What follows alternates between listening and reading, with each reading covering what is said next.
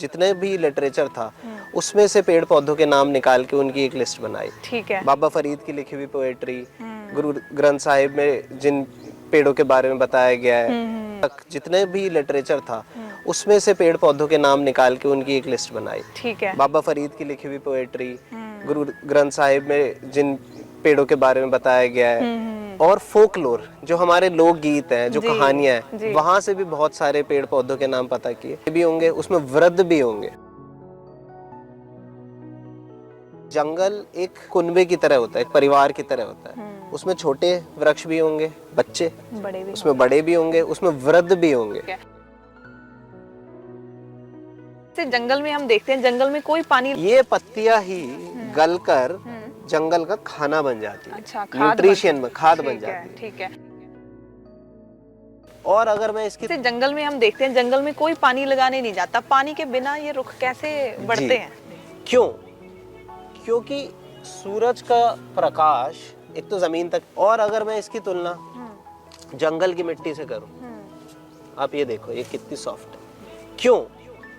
क्योंकि सूरज का प्रकाश एक तो जमीन तक नहीं पहुंच रहा, और इस वजह से ये इस मिट्टी में गिरने वाली एक एक बूंद पानी की अंदर ही रहेगी, बाहर नहीं निकलेगी। दिखने वाला एक इलाका नहीं, उसमें रहने वाली एक एक केचुए भी हो सकते हैं, वो छोटे छोटे जीव जंतु, चींटियां, ये सारे इस जंगल का हिस्सा है। जंगल का मतलब सिर्फ हरा भरा दिखने वाला एक इलाका नहीं, उसमें रहने वाली एक एक छोटी छोटी चीज उस जंगल को पूरा करती है। ਦੁਨੀਆ ਤੇ ਰਹਿੰਦੇ ਹਰ ਇੱਕ ਇਨਸਾਨ ਨੂੰ ਸਾਹ ਲੈਣ ਦੀ ਬੜੀ ਲੋੜ ਹੈ ਤੇ ਸਾਹ ਸਾਨੂੰ ਮਿਲਦਾ ਹੈ ਰੁੱਖਾਂ ਦੀ ਮਦਦ ਦੇ ਨਾਲ। ਰੁੱਖਾਂ ਤੋਂ ਸਾਨੂੰ ਆਕਸੀਜਨ ਮਿਲਦੀ ਹੈ। ਰੁੱਖ ਧਰਤੀ ਨੂੰ ਵੀ ਚਾਹੀਦੇ ਨੇ, ਇਨਸਾਨ ਨੂੰ ਵੀ ਚਾਹੀਦੇ ਨੇ।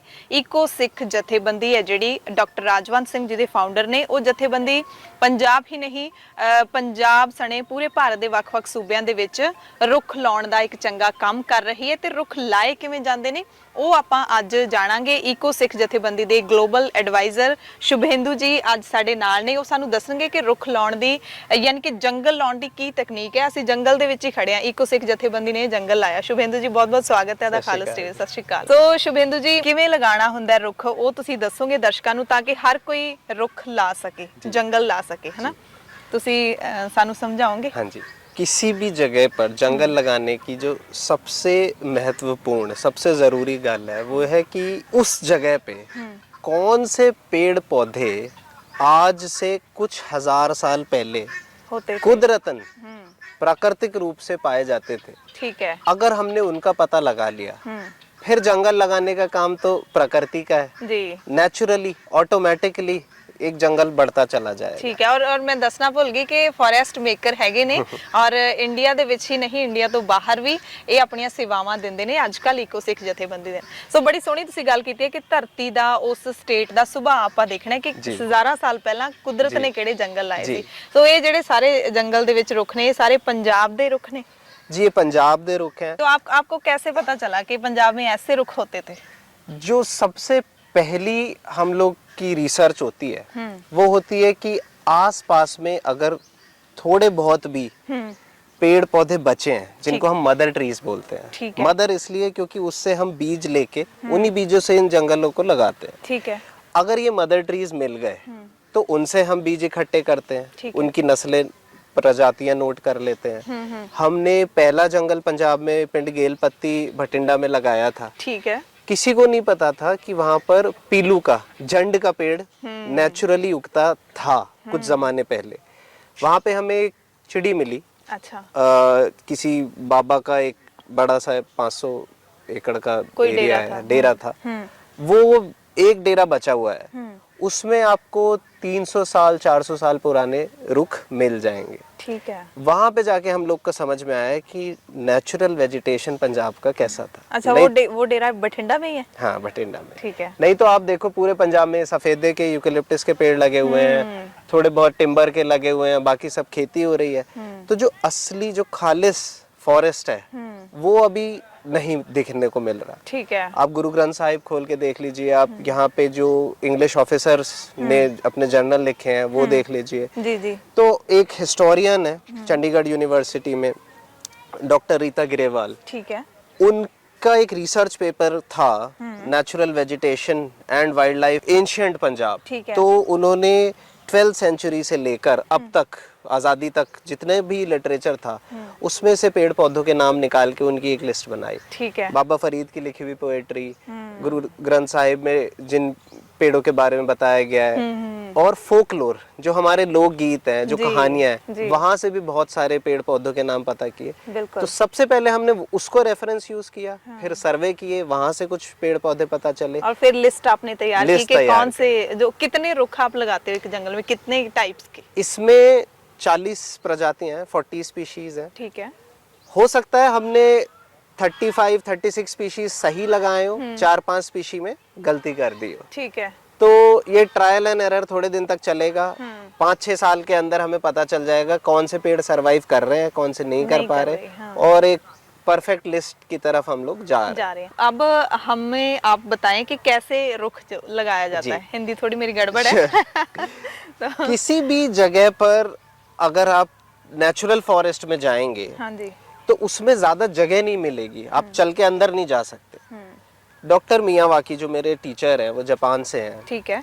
उनका कहना था कि कोई भी ऐसी जगह जिसमें बंदा चल के जा भी नहीं सकता, उसको आप जंगल मान सकते हो। बाकी सब जगह सिर्फ प्लांटेशन या बाग बगीचे होते हैं। ठीक है। तो अगर जंगल लगाना है तो ये याद रखना है कि जंगल एक कुनबे की तरह होता है, एक परिवार की तरह होता है। उसमें छोटे वृक्ष भी होंगे, बच्चे बड़े भी, उसमें बड़े भी होंगे, उसमें वृद्ध भी होंगे। जब हम जंगल लगाते हैं तो हम इस सोच के साथ लगाते हैं कि छोटे, मीडियम साइज के और बड़े पौधे सारे मिलजुल कर लगे हो। इसको कहते हैं मल्टी लेयर फॉरेस्ट। और ये बड़ी हैरानी की बात है, और कुदरत कितनी अद्भुत होती है ना कि छोटे और बड़े एक साथ लगते हैं। और ये नहीं कि बड़ा रुख है जो वो छोटे को खत्म दबाएगा, नहीं। जो सूरज की रोशनी इन पत्तों पर पड़ती है, वो इन पत्तों के द्वारा एब्जॉर्ब होगी, फोटोसिंथेसिस होगा, जो बचेगी वो नीचे वाले पे जाएगी, और जो बचेगी वो उसके नीचे वाले पे जाएगी। ठीक है। तो एक नेचुरल फॉरेस्ट में कुछ भी वेस्ट नहीं होता। ठीक है। सारी जो गर्मी इन्हें मिलती है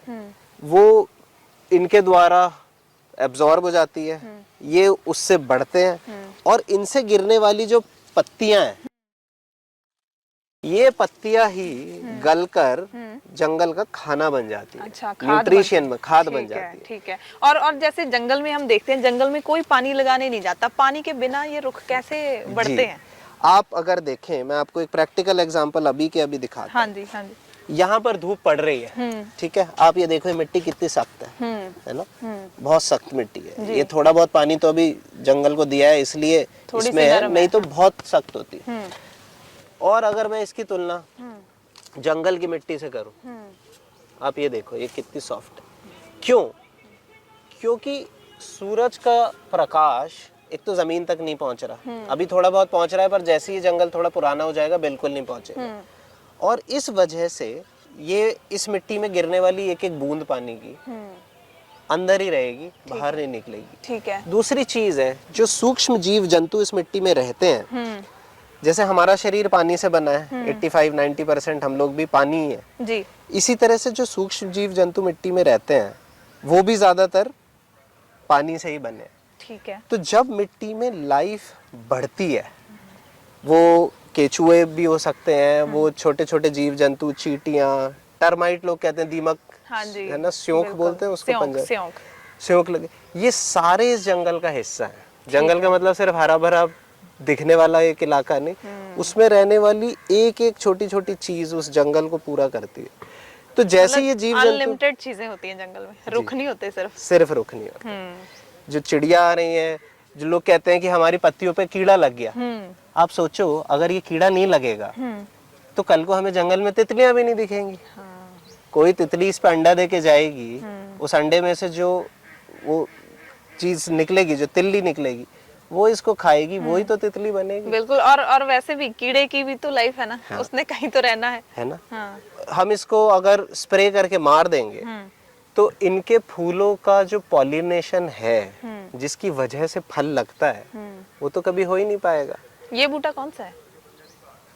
ये हर श्रृंगार है। हर श्रृंगार, ओके। तो इसका फूल आते हैं। हाँ, फूल आते हैं इसपे, ठीक है। और ये ज्यादातर इसमें जड़ी बूटियों वाले रुख होते हैं। देखिए, किसी भी पेड़ को अगर आप देखोगे उसका कोई ना कोई मेडिसिनल फायदा जरूर होगा। जी। ये बात अलग है कि हमें उसका पता हो या ना पता हो, हाँ। पर उसका कुछ भी अगर मेडिसिनल फायदा नहीं होगा तो कम से कम ऑक्सीजन तो दे ही रहा है। बिल्कुल बिल्कुल। तो सबसे बड़ा और आने मेडिसिनल वाले समय फायदा, में इसमें इस पे जो जंगल आप लगा रहे हो उस पे खोज भी तो होगी ना, जैसे हाँ। आप बोलते हैं कि मेडिसिनल फायदा इसका कुछ ना कुछ तो मैं होगा। आपको एक और बात बताता हूँ। आज की डेट में चाहे वो एलोपैथिक दवाई हो या आयुर्वेदिक हो, 60% दवाइयाँ पेड़ पौधों से आती हैं, ठीक है। चाहे कोई सी भी हो।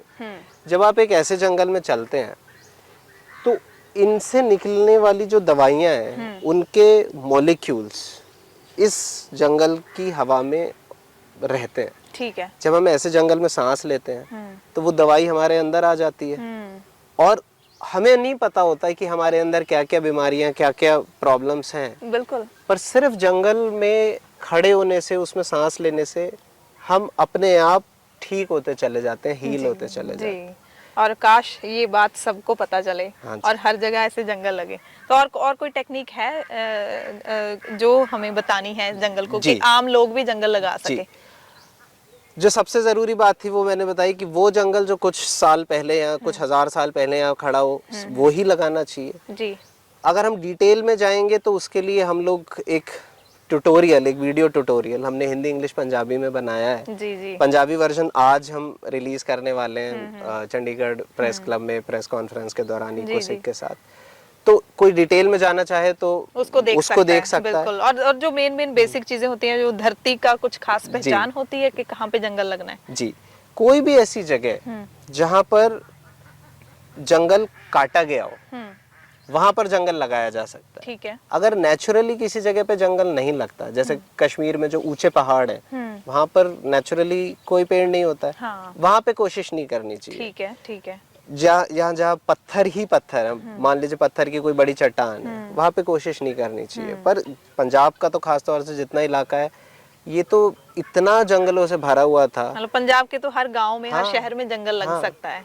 दो गांवों के बीच में जो गैप होता है, जब मैं किताब पढ़ रहा था जिसमें गुरु नानक देव जी के ट्रैवल के बारे में वर्णन किया हुआ था, तो वो दो पिंडों के बीच में चलते थे, उसके बीच में इतने घने जंगल होते थे कि उसमें जंगली जानवर, योगी, महात्मा, लुटेरे, डाकू सब होते थे। तो इसमें जैसे जंगल लगाया तो इसमें कोई स्पेस रखनी होती है कि इतनी स्पेस के बाद एक पौधा लगाना है, उसका क्या मेजरमेंट? 1 स्क्वायर मीटर में 3 से 5 पौधे हम लगाते हैं। ठीक है। अगर आप इस प्लांटेशन को देखें तो पर स्क्वायर मीटर 3-3.5 पौधे हमने लगाए हैं। ठीक है। 2 पौधों के बीच में 60 सेंटीमीटर का गैप हमने रखा है। ठीक है।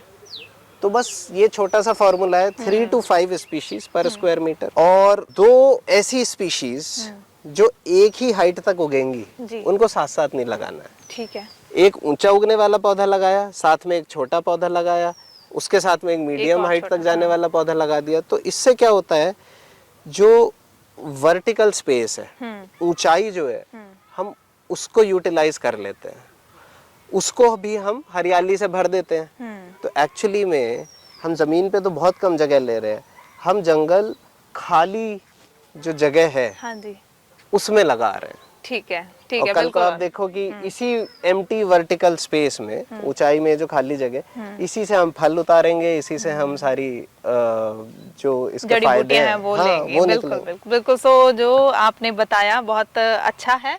और ਤੁਸੀਂ ਬਾਕੀ ਜੋ ਟਿਊਟੋਰੀਅਲ ਜਿਹੜਾ ਹੈਗਾ ਈਕੋ ਸਿੱਖ ਜਥੇਬੰਦੀ ਨੇ ਦਿੱਤਾ ਹੈ ਉਹ ਸੋਸ਼ਲ ਮੀਡੀਆ ਪਲੇਟਫਾਰਮਸ ਦੇ ਉੱਤੇ ਉਪਲਬਧ ਹੋਏਗਾ? YouTube ਤੇ YouTube eco Sikh YouTube channel A Forest। A Forest। हाँ, youtube.com/AFFORESTT। ਠੀਕ ਹੈ। ਉੱਥੇ ਤੁਸੀਂ ਟਿਊਟੋਰੀਅਲ ਦੇਖ ਸਕਦੇ ਹੋ, ਇੰਗਲਿਸ਼, ਪੰਜਾਬੀ, ਹਿੰਦੀ ਤਿੰਨੋਂ ਲੈਂਗੁਏਜ ਦੇ ਵਿੱਚ।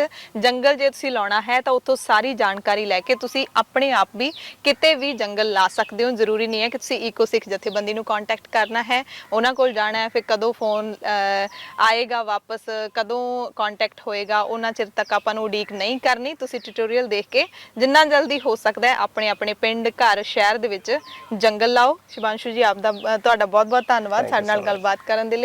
तो साढ़े सारे दर्शकों का भी बहुत बहुत धन्यवाद। वीडियो जर्नलिस्ट हरविंदर सिंह दे नाल हरशरण कौर दा खालस टीवी ਲਈ मोहाली दे पिंड मामूपुर तो खास रिपोर्ट जिथे जंगल लगा होया।